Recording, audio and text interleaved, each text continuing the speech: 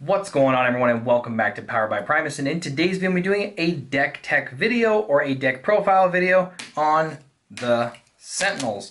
Now, I know a lot of you guys are really wanting to see these, and then some of you guys are honestly kind of tired of seeing Sentinels. Now, I'm obviously going to be showing you guys my list, which has been having so much success for all of you guys who are really excited to see it. And then for those of you who are not excited to see it, it is still good to watch these kind of videos because this is a deck that is starting to get more and more popular, so you're most likely to be coming across it. And it's really nice to kind of know some of the cards in the list that you're going to be going up against.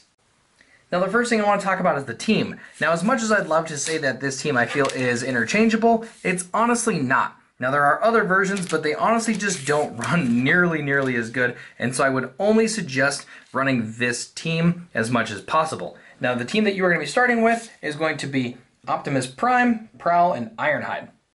Now, the main reason I'm going to be running these two characters is because they are both bold. We are going to be focusing on dealing more damage, but primarily because these are the three that you are going to want into your KO area. Now, I will tell you, absolute best card ever is going to be Mirage in your KO area. This card is going to do so much work for you.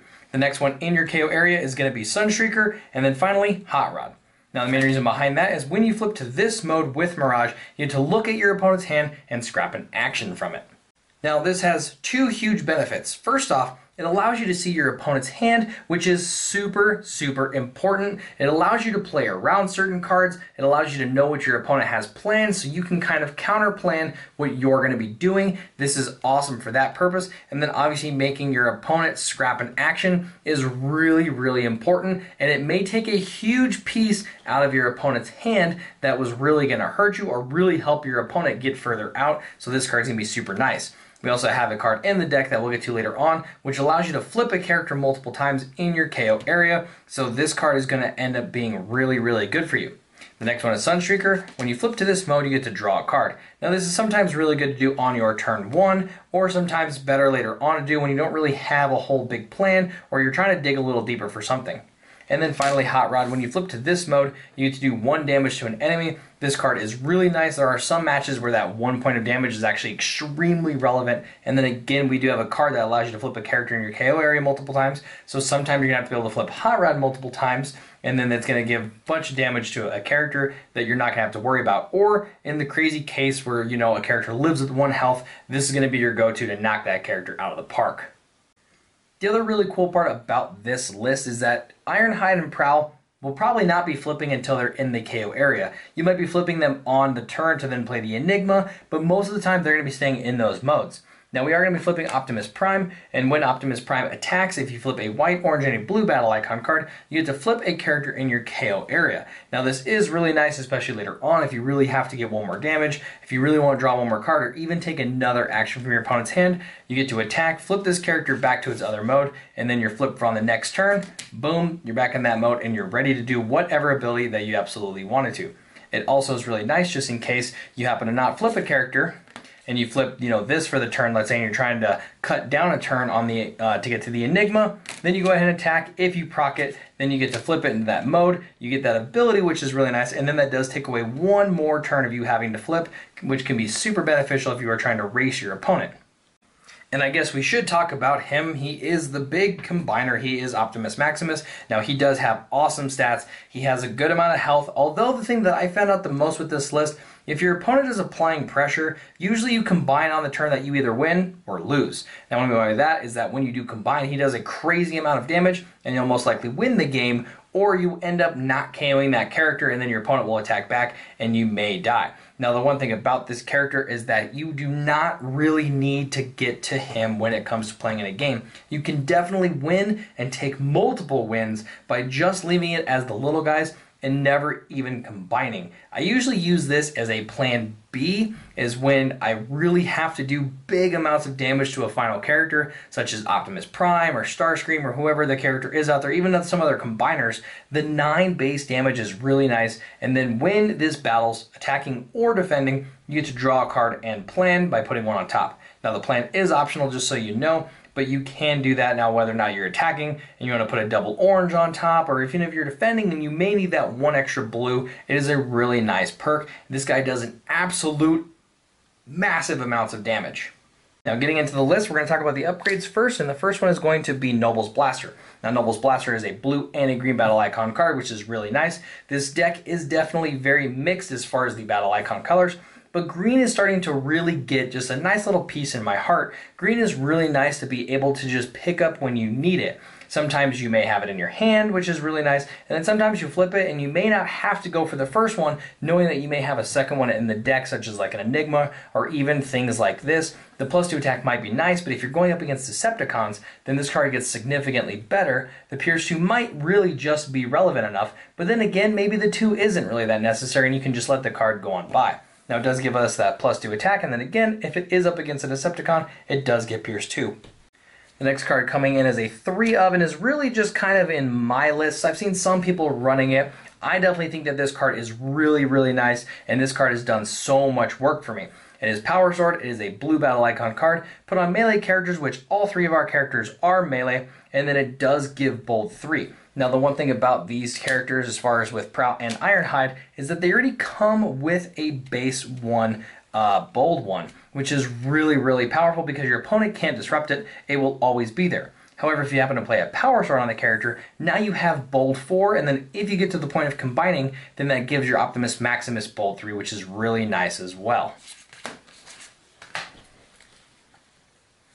The next card coming in as a 3 of is going to be Force Field. Now Force Field has kind of dropped off for a lot of people. A lot of people aren't playing it as an armor. I still think that the card is extremely relevant because it is a have-to-answer card in most situations. Now Force Field is a white battle icon card, helping us trigger Optimus Prime, plus it allows us to flip 2 more attack or on defense, and it says if the upgraded character would take 5 or more damage, you get to break the Force Field and take 4 instead. Now what I meant by it earlier is that it's a have to respond to card is because Force Field is so powerful. If your opponent doesn't have a response for it and they go to attack you, only taking 4 is really, really good. And then if your opponent does have an answer for it, well then yes, the Force Field didn't do a whole lot for you, but it did make your opponent have to go for this card. Again, it is a high risk, high reward card. I play it mainly because of the white and because of how good it can be if your opponent does not have a response. The next card coming in as a 3 of is going to be Combat Commands. Now Combat Commands is a white battle icon card. It is a utility, which is actually very important. It does give us +1 attack on our characters. Again, really, really nice, but it says put on Sentinels only. When the upgraded character attacks, you have to flip a character in your KO area from bot mode to alt mode and then back. Now I know that may sound really confusing, but let's say that we have, give me a second here. We have our Mirage. Now usually turn 1 or turn 2, depending on what kind of deck I'm going up against, I will have already flipped him into this mode to see my opponent's hand and make him scrap a card. Now you play this onto your character, you attack, you get to flip him back to his bot or his alt mode, and then back to his bot mode, allowing you to trigger his ability again. Now this is the card I was talking about earlier when it came to being able to trigger their effects multiple times while in the scrap. When cool part is, like, again, you get to do this twice. You can even do it 2 in 1 turn if you happen to flip this for your turn, play this for your card, and then go for the Mirage again. I've definitely really stripped opponents' hands with this card, taking 2 of their Enigmas or whatever their big action cards are. This is really good. Or again, if you have to do multiple damage in a turn, such as like going up against a Scrapnel, this can be really nice for dealing multiple damage in a turn, some other stuff like that. But this card is absolutely fantastic, and the fact that it's a white battle icon, it's really good for Prime's ability, and then that +1 actually does make a huge difference. The next card coming in as a 3 of is going to be Matrix of Leadership. Now Matrix of Leadership is kind of an iffy card for a lot of people in this list. I really love it in the list. Optimus Prime is obviously a leader, so that +1 to your other characters is really relevant. It does give our character +1 itself, but it is an orange and a blue battle icon card. Really nice to flip on attack, really nice to flip on defense, and then if you need to pitch a card for a green battle icon card, Matrix is always good if you already have one out, or if you already have combat commands on your character and you can't really afford another utility, then this is always going to be a really nice card to pitch. It's just really nice for helping proc Optimus, really get the attack, the defense. It's just a fantastic card for me in the list. Now let's get into the actions, and the first one coming in is going to be Supercharge. Supercharge is an orange battle icon card, really good for attack obviously, and then it does give us bold 3. Now the bold 3 on one of these characters then turns into bold 4, allowing us to do crazy tons of damage, or if you are happen to go for the Optimus Prime, then it will help you attack with more, flipping more cards obviously, and maybe proccing his ability. It's primarily just in there just to help really push the damage. There isn't really a specific target. The whole goal of the deck is to really try to do as much damage as you can to try to get to Optimus Maximus, and then again if you don't, that's totally fine. Just keep beating your opponent down with a bunch of damage. The next card coming in as a 3 of is going to be Espionage. Now this card is slowly becoming one of my favorite cards in Wave 2 and is also becoming a staple in most of the decks and especially in the meta in my area. Now it is a white battle icon card, really nice for attack and defense or going for that Optimus Prime again, but it is a green battle icon card, which means that we get to fish for it if we happen to flip it on attack or defense. It's really nice to pitch a card in our hand to be able to get this card.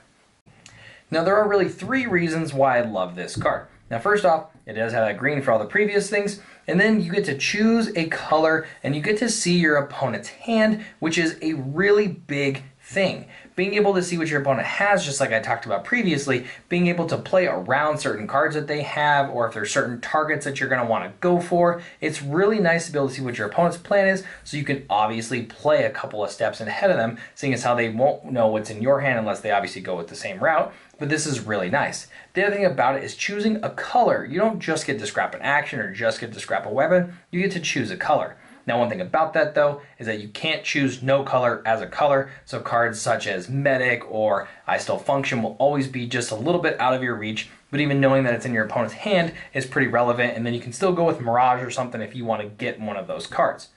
But this card is super, super nice. Next card coming as a 3 of is going to be Press the Advantage. Now Press the Advantage is an orange battle icon card helping damage, green so we can fetch for it if we ever really want to, and then it does give one of our Autobots +2 attack, which is nice, and then it also can give one of your enemy Decepticons -2 armor. Now I know in my area there are a lot of Decepticons, so this card ends up being really good. Essentially up against a Decepticon, if it does have base 2 armor, then you're getting +4 onto your character, the +2 onto your own, and then the -2 from theirs. This card is super good and it has won me so many games.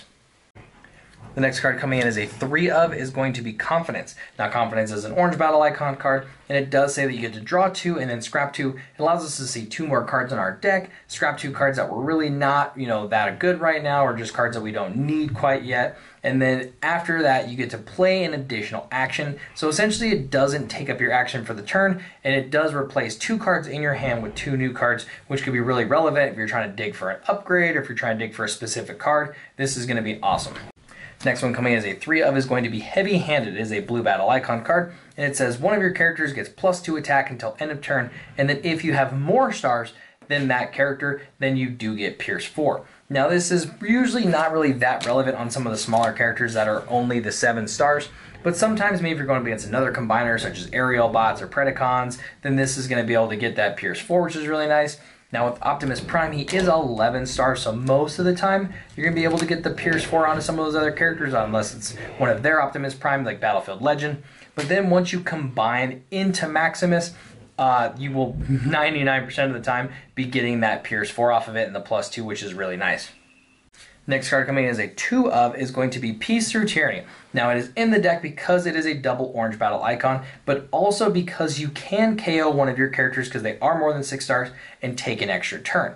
Now the reasoning behind this is if in case you are indeed fact really racing somebody, or you need to emergency pull the trigger on an Enigma to be able to get to Maximus, what you can do is KO your character. Let's say you have Optimus Prime is close to dead, which I wouldn't really ever target him, but if your Prowl is even really close to dead, it's always really nice to get rid of this character, and then you get to take an extra turn where you can do that final flip that you needed to do, and then go for the Enigma and a big Optimus Maximus hit.